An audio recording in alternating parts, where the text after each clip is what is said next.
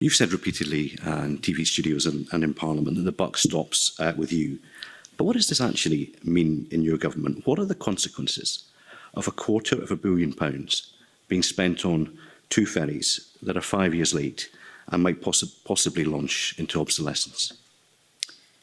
Our fundamental responsibility, and my responsibility, is to ensure that we deliver the contract and that the vessels are completed, and that we properly learn the lessons that need to be learned. And I am very serious about that responsibility.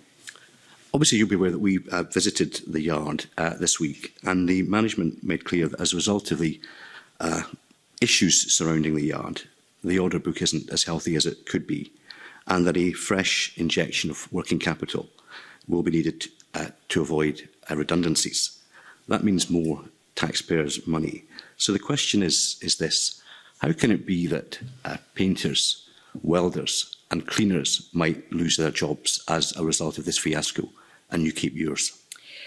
Mr Hoy, as I think has been reflected in the exchanges we've just had, a key driver for the Scottish Government all along has been protecting employment at the shipyard, and you have rightly probed me about the decision around nationalisation, and clearly, which is understandable in the circumstances, have questions and scepticism about whether that was the right decision. But again, let me repeat, without that decision, people would have lost their jobs. So a key driver of the Scottish Government has been to protect employment, and I make no apology for that. In terms of, obviously, I'm not party to your discussions at the yard earlier this week, I think it was, but we have made no commitment to additional funding for the vessels since the March 2022.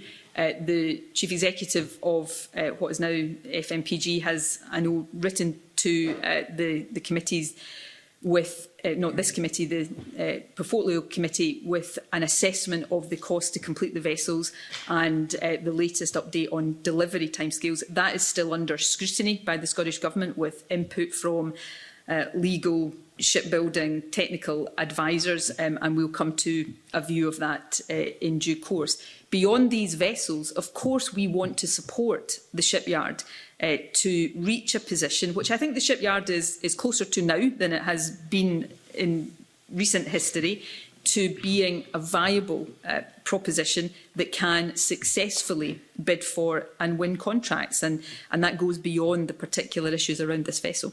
Okay. These vessels, sorry.